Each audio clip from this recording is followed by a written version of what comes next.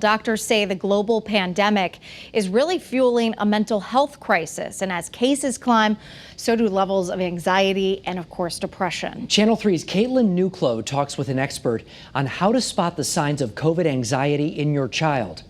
Dr. Laura Saunders says there is a lot of anxiety in the air right now. But there are still those individuals who are COVID paranoid. And as days and weeks turned into months, it has only gotten worse for some. I think there actually are a lot more kids feeling it than we even realize because we're not able to access them. What are some of the signs of anxiety that you should look for in your children? So I think the signs of anxiety that are really critical have to do with being fearful, showing limitations where there shouldn't be limitations. So figure out your kid's baseline. How did they act before and how are they acting now?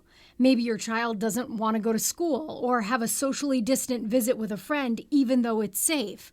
Or they're spending excessive amounts of time on video games or not leaving the house. They're more fearful of everything. So they're just not doing the things that they would typically do. You know, they're expressing excessive worry. Dr. Saunders says anxiety can manifest in different ways. So some kids may throw tantrums, some kids may not be able to sleep, and some may not be eating well. These can all be signs. In general, when you're more isolated, it fuels anxiety and depression.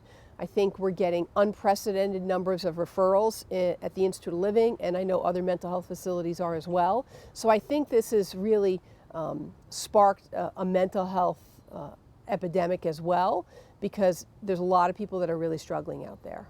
Dr. Saunders says kids also model their parents' behavior. So if you're feeling anxious, your kids might feel the same way. Coming up in the next half hour, we'll talk more about what you can do to help your kids who are struggling and when is it time to bring in help from a professional. I'm Caitlin Nuclo, Channel 3 Eyewitness News.